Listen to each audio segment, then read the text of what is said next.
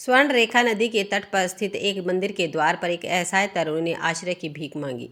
उसे आश्रय मिल गया, किंतु वह यह नहीं जानती थी कि मंदिर का वह द्वार नारी देह का व्यापार करने वालों का एक विशाल गृह है। कल क्या होने वाला है कौन जानता है। तरुणी अपने को समय के हाल पर छोड़ चुकी थी। वह जहाँ थी, जिस हाल में थी, अपने को महफूज समझ रही थी। तभी एक दिन गोधूली की बेला में मंदिर में होने वाली आरती के समय एक युवक ने वहां पर प्रवेश किया। एकत्रित भक्त मंडली की भीड़ को चीरता हुआ वह अग्रिम पंक्ति में जा खड़ा हुआ। आरती खत्म होने पर जब अपने पायलों की रुनझुन बजाती हुई थाल को हाथों में लिए हुए देव मंदिर की वह नवयुवती सीढ़ियों से उतरी और स्वर्ण रेखा नदी के तट पर आदीपों को एक एक करके जल में प्रवाहित करने लगी, तभी पीछे से उस युवक ने पुकारा, रतन माया। युवती चौंक गई। पीछे मुड़कर उसने बलिष्ठ कंधों वाले उस गौरांग सुंदर युवक को देखा तो उसके कपोल लाज की गरिमा से आरक्त हो उठे। साड़ी का आंचल धीरे से सिर पर खींच उसने कहा, रतन सेन, तुम यहाँ कैसे होने ले आई? युवक ने उत्तर दिया, किंतु मैंने तो समझा था कि हूणों से मेरी रक्षा करने में उस दिन तुमने अपने जीवन की इति ही कर दी। तरुणी बोली। युवक हंसा और बोला, नहीं, जीवन अभी शेष था, इसलिए बच गया। तुम कौन हो नहीं जानता, किंतु ऐसा लगता है कि युगों युगों से मैं तुम्हें पहचानता हूँ। एक लहर ने हमें परिचय के बंधन में पुनः उस दिन बंधने का आयोजन किया था। क्या तुम मुझ पर विश्वास करोगी और मेरे साथ चल सकोगी? युवती कटास करती हुई बोली, मुझ पर इतना अखंडित विश्वास हो गया है तुम्हें? युवक बोला, मन जो कहता है उसे कभी बुद्धि की आधार तुला पर भी तोल कर तुमने देखा है? एक ऐसा नारी की जीवन रक्षा करने का प्रतिफल ही आज तुम मुझसे मांग रहे हो। युवक यह सुनकर हतप्रभ रह गया। उसे लगा, नारी के इस उत्तर ने मुझे प्रताड़ित किया है। वह सहमा घूमा और सीढ़ियों पर पग रखता हुआ आगे चल दिया। तभी युवती ने फिर से पुकारा, किंतु उसे पीछे लौटता न देख वह स्वयं उसके निकट आ गई और बोली, रतन सेन, तुम तो बुरा मान गए। काश तुम समझ सकते कि मैं एक दुर्बल नारी हूँ, जो खुलकर अपनी बात नहीं कह सकती। हृदय में क्या है और होठों पर क्या शब्द आ जाते हैं या मेरे चेहरे पर क्या भाव आते हैं, यह मैं स्वयं नहीं जानती। यह कहते कहते उस युवती की आंखों में आंसू आ गए, किंतु रतन सेन पाषाण शिला सा खड़ा रहा। रतन साया ने अपने दोनों हाथ उसकी भुजा पर रख दिए और बोली, एक प्रार्थना है, मानोगे? कल गोधूली की इसी बेला में आरती के समय तुम आ जाना और मैं नदी के तट पर तुम्हारी प्रतीक्षा करूंगी। तभी तुम्हारे प्रश्न का उत्तर भी दे दूंगी। अब मैं चलती हूँ। इतना कहकर रतन माया जाने लगी तो रतन सेन ने कहा, सुनो रतन माया, मेरा कर्तव्य पथ कठिन है। मैं एक साधक मात्र हूँ। आज जहाँ हूँ उस स्थान से मैं परिचित नहीं। अपने उद्देश्य पूर्ति के निमित्त मगध जाने के रास्ते में आज यहाँ रुका। मेरे भरोसे ने मुझसे कहा था कि तुम यहीं कहीं इसी नगर में होगी। वहीं आस की प्रबल डोर मुझे बांधे बांधे यहाँ इस नदी के तट तक तुम्हारे समीप ले आई। उसने आगे कहा, किंतु तुम मुझे समझने में भूल कर गई। तुम्हारी जीवन रक्षा करके उस दिन के प्रतिदान रूप में तुम्हें उपहार स्वरूप मांगने का मेरा कोई विचार न था। यह कहते हुए रतन सेन तेजी से आगे बढ़ गया। उसके जाने के बाद पीछे से रतन माया ने अपना सुंदर चेहरा उस पाषाण शिला पर वहीं रख दिया जहाँ अभी रतन सेन के चरण पड़े थे। उसे अपने आंसू से धोकर रतन माया अपने कक्ष की ओर चल पड़ी। वहाँ उन देवदासियों की भीड़ में देवमाला ही इकलौती उसकी प्रिय थी। उससे ही रतन माया अपने विरह बहता कहती थी। देवबाला उसके अतीत को जानती थी, इसलिए जब उस दिन स्वर्ण नदी के द्वीप प्रभावित कर लौटी तो सहसा देवबाला बोली, रतन माया, यह क्यों भूलती है कि तू एक देवदासी है? उस युवक की शब्द छलना में फंसकर अपनी सुंदर देह को मत गला। भला नारी की छवि माया के सामने पुरुष द्वारा दिए हुए विश्वासों का मूल्य ही क्या है? तू उसे भूल जा। तेरा यह जीवन चक्र तुझे जिस पथ पर ले आया है उसे ही ग्रहण कर। किंतु अब सुनते और समझते हुए भी रतन माया ने अपने चेहरे को न उठाया। वह पहले की तरह ही देवबाला के सामने सुबकती रही। बाहर मंदिरों में घंटी के बजने का स्वर चारों ओर गूंजने लगा। तभी पुजारी ने आकर पुकारा तो देवमाला ने उठकर कक्ष के कपाट खोल दिए। आगंतुक पुजारी ने कहा, देवबाला, मंगल रात की इस बेला में रतन माया को अलंकृत कर दो। रसिक जनों के आगमन का समय हो गया है। शीघ्र ही उसे भीतर विलास गृह में भेजा जाएगा। नहीं, देवबाला बोली। उसके स्वर में दृढ़ता साफ झलक रही थी और आंखों से प्रतिशोध की भावना। उसने कहा, रतन माया तो अस्वस्थ है, इसलिए विलास नृत्य में वह भाग नहीं ले सकेगी। अस्वस्थता का कारण मैं खूब जानता हूँ। पुजारी बोला। एक दिन जब तुम भी इस द्वार पर देवदासी बनकर आई थी तब भी तुमने ऐसा ही कहा था। फिर मेरे दंड के इस विधान की कठोरता तुम्हें याद है ना? यह कहते कहते पुजारी की पेशाचिक भंगिमा कठोर हो गई। देवबाला उन्हें देखकर सिहर उठी। खिन मन बिना कुछ उत्तर दिए हुए वापस लौट आई। रतन माया देवबाला आकर बोली, औरत की बेबसी ही उसका सबसे बड़ा अभिशाप है, तू तो जानती ही है। अतः अपने मन को स्वस्थ कर और देख, तेरा वह अनोखा भक्त मंदिर में पुनः आया है, जिसने एक दिन आरती की बेला में तुम्हें अपने प्रेम की विश्वासों की सुरभि से मतवाला किया था। सच? कौन? रतन सेन? चकित सी वह पूछ बैठी। हाँ, तेरा ही रतन सेन, देवमाला ने उत्तर दिया।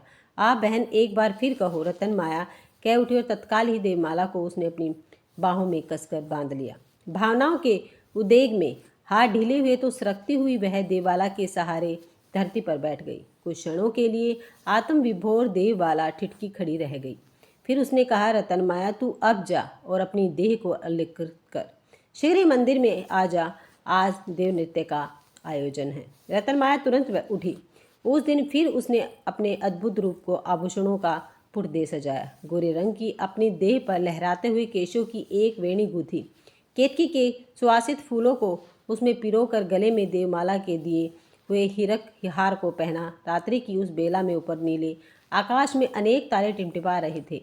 उनकी छाया के तले अपने हाथों में आरती की थाल को सजाए हुए पायलों को रुंझुन बजाती हुई चल दी। ठहरो, सहसा देववाला ने उसे रोक कर कहा। रतन माया सुन, दुर्भाग्य मुझे एक दिन देवदासी बनाकर यहाँ लाया था, किंतु रूप के इतने विपुल भार को लिए हुए अभागिन तेरा समय तुझे यहाँ क्यों लाया है? रतन माया विस्मित रह गई। धीमे से उसने उत्तर दिया, बहन रूप की बात तो मैं जानती नहीं, किंतु समय के चक्र को मैं अवश्य पहचानती हूँ। बब्र हुणों के एक आक्रमण में राज्य लुटा, वैभव और सम्मान गया, परिवार का अब कुछ पता नहीं। सब कुछ खोकर जिस प्रकार तुम्हारे द्वार तक आई हूँ वह तुमसे छिपा है कुछ क्या? देवबाला ने उत्तर नहीं दिया। किन्हीं विचारों में वह कहीं गहरे तक खो गई। फिर बोली, रतन माया क्या रतन सेन का पता तू जानती है? नहीं, केवल इतना कि वह एक दिन हठात कहीं से आया और अपने जीवन को दांव पर लगा कर मेरी रक्षा की थी, और तूने अपना हृदय इतनी सी बात पर न्यौछावर कर दिया। देवबाला बोली, किंतु उत्तर में रतन माया का गोरा चेहरा बस लाज से आरक्त हो उठा। देवबाला बोली, सुन, रतन सेन यहाँ नहीं है, और वह मंदिर भी भगवान की उपासना गृह नहीं बल्कि नारी के रूप का विक्रय घर है। आज की इस रात को तू विलास कक्ष में मत जा। यदि तुझे जीवन का मोह नहीं है तो वह जा जो इस रूप का मोल कर ले। हाँ, नहीं तो जीवन की सारी मोह ममता त्याग कर तू जहाँ भी आ जा सकती है वहाँ इसी पल इस द्वार को छोड़कर चली जा। उस समय सामने मंदिर की सीढ़ियों से टकराती हुई बरसाती स्वर्ण रेखा नदी बही चली जा रही थी। एक असहाय तरुणी के क्लांत हृदय से चित्कार करती हुई उसकी लहरें वातावरण को शुद्ध कर रही थी। रतन माया ने देवबाला की बात को पूरी तरह सुना अथवा नहीं, किंतु उसी क्षण उसने अपनी सुंदर देह से स्वर्ण आभूषणों को निकाल कर फेंक दिया। केशों की वेणी में गुथे हुए केतकी के फूलों को नोच कर चारों ओर छितरा दिया, और सतक की ज्वाला से धधकती हुई वह रूपवती अद्भुत नारी देवबाला को देखते देखते ही क्षणों में वहाँ से विलीन हो गई। दिन बीतते गए, समय का चक्र अपनी गति से चलता रहा, और फिर एक दिन रात्रि के आगमन पर एक छोटे से गांव के मंदिर में किसी सुंदरी ने दीप जलाया। बाहर आकाश में बादल घिरे थे और हवा के एक ही झोंके में सुंदरी के हाथों में टिमटिमाते हुए उस दीपक की लौ बुझ गई। तभी मंदिर के बाहरी द्वार पर किसी अश्वारोही के रुकने का शब्द सुनाई पड़ा। एक एक कर बड़े रतन से यह अश्वारोही मंदिर की सीढ़ियों से ऊपर चढ़ा, मानो शक्ति का उसकी देह में स्वरथा अभाव हो। किसी प्रकार आगे बढ़कर वह दिवाले के उस द्वार पर आकर खड़ा हो गया जहाँ 2 क्षण पहले ही उसने एक छोटा दीपक जलते हुए देखा था। लेकिन उसके पैरों की आहट सुनकर भी कक्ष की वह नारी मूर्ति हिली नहीं। मन और देह से ध्यान की तंद्रा में तल्लीन वह देव प्रतिमा के समक्ष पुनः दीप जला पहले की तरह अचल बैठी रही। युवक के धैर्य का बांध टूट गया। उसने कहा, हे विधाता, जीवन का अंत क्या आज यही होने को है? इस बार युवती मुड़ी और पूछा, बटोही, तुम कौन हो? मैं एक सैनिक हूँ, उसने उत्तर दिया और कहा, हुणों द्वारा शिप्रा पार कर उस ओर आक्रमण करने के प्रयास को आज स्वरथा विफल किया है, किंतु लगता है कि देह में जीवन शक्ति अवशेष नहीं है।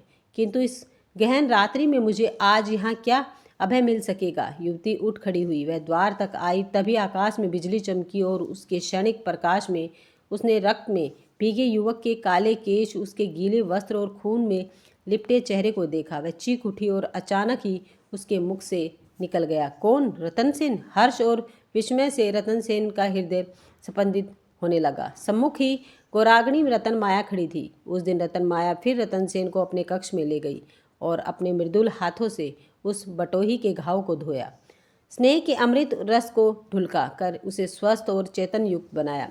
बाहर गहन अंधकार अभी भी व्याप्त था। कक्ष में जलते दीपक की धीमी रोशनी में रतन सेन ने कहा, रतन माया, वक्त की मुस्कान और उसके आंसू विचित्र हैं। कब से हंसाएगी और कब से रुलाएगी कोई नहीं जानता। एक दिन बब्र हुणों से तुम्हारी रक्षा कर सकने का सौभाग्य मुझे प्राप्त हुआ और फिर अचानक ही उस दिन स्वर्ण रेखा नदी के तट पर तुमसे पुनः भेंट हो गई। रतन माया शांत बैठी और सुनती रही। उसने अपने कोमल हाथों को उठाकर रतन सेन के उन्नत हाथों पर मृदुलता के साथ रख दिया। रतन सेन ने फिर कहा, रतन माया, तुम्हारी इस रूप शिखा के सतरंगी प्रकाश को अपने से दूर न हटने दूं। मेरा यह दिव्य स्वप्न अब तुम्हारी कृपा से पूरा होगा। मन की इच्छा पूर्ण कर सकने का सामर्थ्य आप में भला कब नहीं रहा। यह कह रतन माया वहां से उठी और अंदर के प्रकोष्ठ में चली गई। दूसरे दिन जब उषा अपने स्वर्णिम रथ पर बैठी सुनहरी चादर को खुले नील आकाश में फहराती चली जा रही थी, तभी रतन सेन की खोज में अनेक सैनिकों ने उस गांव में प्रवेश किया। रतन सेन बाहर मंदिर के प्रांगण में आकर खड़ा हो गया और एक वृद्ध सैनिक को संकेत से पुकारा, सिहरण इधर इस ओर। मंदिर के समीप अगले पल में वह दिवालिया सैनिकों की चहल पहल और कोहल से भर गया। वहां का आकाश भी वीर सामंत रतन सेन की जय जयकार से निनादित हो उठा। निकट के उद्यान से तभी संचित किए हुए पुष्पों को लेकर रतन माया उसकी ओर चली गई। कनकछरी सी कमनीय काया युक्त शुभ्र वासना उस सुंदरी को देखते ही सहसा सिहरण विस्मित रह गया। उसने पुकारा, कौन राजकुमारी? रतन माया ठिठकी। घूमकर उसने सिहरण की ओर देखा और बोली, सेनापति सिहरण, अरे तुम यहाँ कैसे? फिर जैसे उसे ध्यान आया वह बोली, तो बर्बर विदेशियों से आर्यावर्त को मुक्त करने का संकल्प लिए हुए तुम अभी जीवित हो? हाँ राजकुमारी, सिहरण ने कहा। वे सिहरण की जीवित रह गया। तात तुल्य जिस राजा ने देव पाला और मेरे कंधों पर राज्य की रक्षा का भार सौंपा था, यह अभागा तो न उनकी ही रक्षा कर सका न इस धरती की। आज भी यह जीवित है इस दिन को देखने के लिए। आह, स्वर्ण पाले और फूलों की सेज पर जिस राजकुमारी को मैंने कभी झुलाया था, उसकी असहाय बनी इस दीन कुटिया में आज अपने दिन बिताते देखते को यह अभागा अभी जीवित ही है। सिहरण ने पुनः सामंत रतन सेन को संबोधित करते हुए कहा, तात सूर्यसेन प्रदेश के वीर राजा गुप्त सेन की पुत्री यही राजकुमारी रतन माया है। मन की किसी रहस्यमयी अज्ञात प्रेरणावश उसने रतन माया को प्रणाम किया। उत्तर में उसकी प्रेम रस से अभिसंचित शुक्र तारे सी उज्ज्वल मोह मुस्कान को पा वह आत्मविभोर उठा। किंतु उस दिन अति आग्रह पर भी रतन माया रतन सेन के साथ नहीं गई। उसके अभाव और कष्टों के पीड़ित दिनों में ग्रामीण जनों ने निश्चल निस्वार्थ भाव से एक दिन उसे आश्रय प्रदान किया था। वह उन्हीं की सेवा में पूर्ववत तन मन से ही संलग्न है। गुप्तकाल के यशवी मान ध्वज के नीचे सामूहिक रूप से संगठित हो एक दिन आर्य वीरों ने जब भारत भूमि को हुणों की पैशाचिक सत्ता से मुक्त कर लिया, तभी प्रभात के एक बेला में एक स्वर्ण मंडित रथ रतन माया की उस छोटे सी गांव में आया। उस पर से पराक्रमी मालव सामंत वीर रतन सेन उतरे। उनके साथ ही फूल सी कोमल कुंदकली सुंदर राजवधू रतन माया को ग्रामीण जनों ने स्नेह के आंसू दे विदा कर दिया। उस दिन ग्राम बंधुओं ने रथ को घेर लिया था और उस पथ को अपने मोहक प्रेम फूलों से पूरी तरह सजा दिया। उस रास्ते पर से जाते समय अपने दुखों के दिनों में जिस रतन माया के नैन अश्रुओं से कभी इतने आर्द्र न हो सके थे जितने आज हो गए थे। अगर आपको कहानी पसंद आई तो वीडियो को लाइक, शेयर, सब्सक्राइब करना मत भूलिएगा।